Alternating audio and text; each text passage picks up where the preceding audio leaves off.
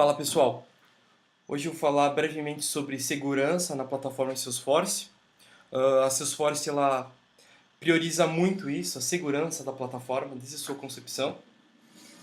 E eu vou falar um pouco sobre criptografia, né? Quando a gente geralmente fala de segurança de uma plataforma, tecnologia e tudo mais, segurança de dados, geralmente vem na cabeça já criptografia e tudo mais.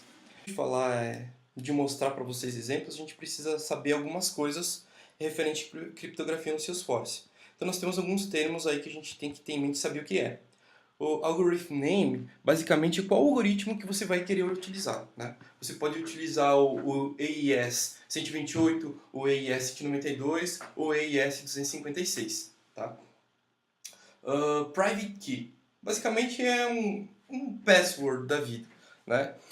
Esse cara aqui tem que ter bastante atenção, por quê?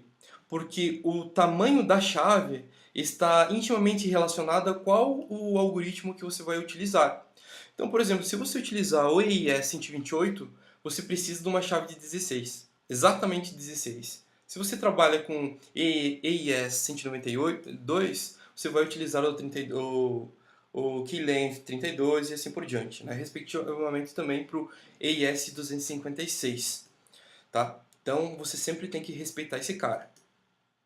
Caso você não queira gerar esse cara, você tem um método utilitário lá no Salesforce, que lá na classe Crypto, né, que é o Generate AES Key. Então você especifica ali no parâmetro qual é o tamanho da chave e ele gera para você automaticamente.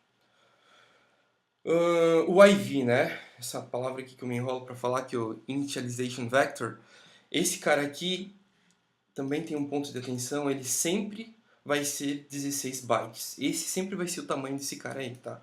Então, quando você for especificar lá, se você quiser especificar o IV, o Initialization Vector, você precisa setar ele sempre com 16 bytes. Ele sempre vai ser. Diferente daqui, que depende do tipo de algoritmo que você vai estar utilizando, ok? Outra coisa importante, Private Key é diferente do IV. Então, cara, sempre, não confunda as coisas.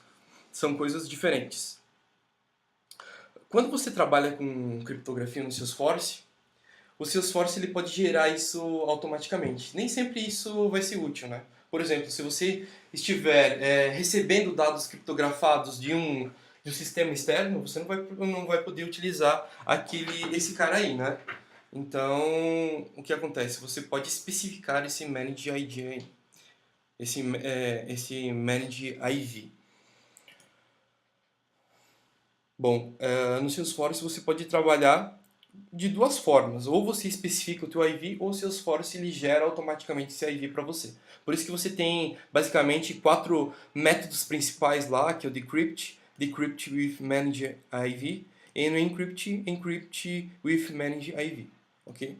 Então, basicamente, esses 4 métodos aqui, que ou você manualmente especifica, ou o Salesforce gera automaticamente para você. Ok, vamos para a prática então. Deixa eu mostrar para vocês aqui, eu criei uma classe que se chama Security. Tá? Então aqui eu tenho minha chave, meu IV, o algoritmo que eu estou utilizando, no caso eu estou utilizando 128.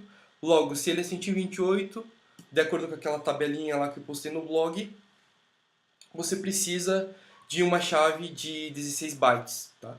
E o meu IV sempre será 16 bytes. Ok? Então basicamente aqui tenho dois métodos para encriptar e descriptografar esses dados aí. Ok? Tá. Gerei um código aqui para a gente rodar ele aqui no console, que basicamente ele mostra o dado criptografado em base 64, o IV aqui, e depois ele faz o reverso, né? Ele faz a descriptografia desses dados aí. Se nós executarmos, chamei aqui,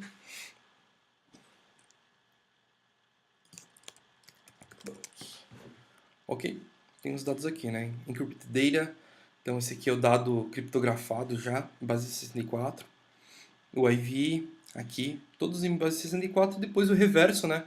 O resultado da descriptografia desse cara aqui é jeffrey.com, ok?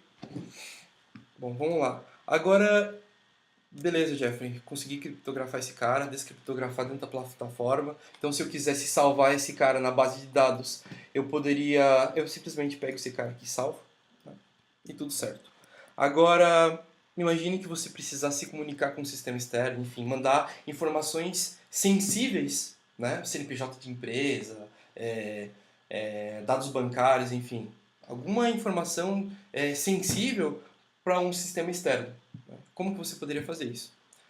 Ou melhor, como você poderia descriptografar esses dados? Bom, eu consegui um exemplo aqui para vocês, que é um exemplo em Java de como a gente pode fazer isso. É um exemplo bem simplificado, tá? Mas já você consegue bater o olho e já entender o que é feito aqui. Então, basicamente, essa classe aqui...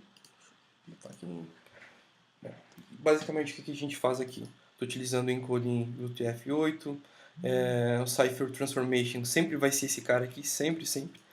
É esse modo aqui que o Salesforce utiliza para criptografar, né? É o AES, esse cara aqui. Muito bem.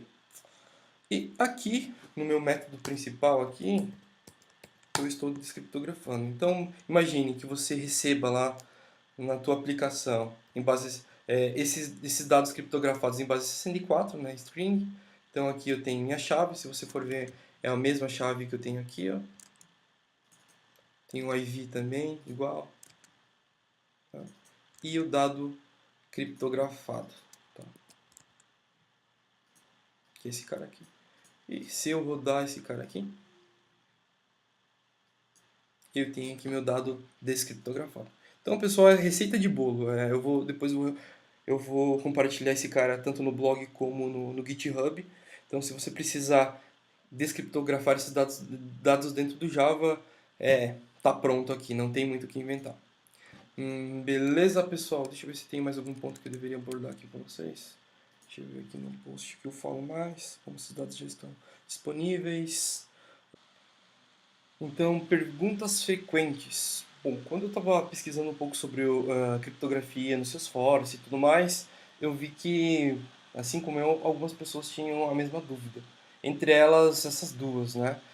Como que o cara faz para salvar os dados se ele está trabalhando diretamente com blob values? Então, como eu mostrei já no exemplo lá, você converte para 64. Como converter para a base 64? Utilizando a classe utilitária lá encoding útil.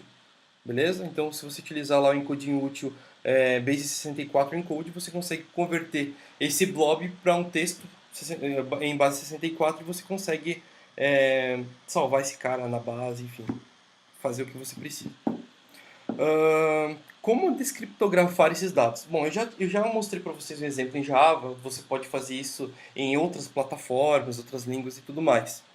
Só tem uma dica aqui importante que é o seguinte, como eu falei anteriormente, os primeiros 16 bytes da mensagem criptografada equivale ao IV.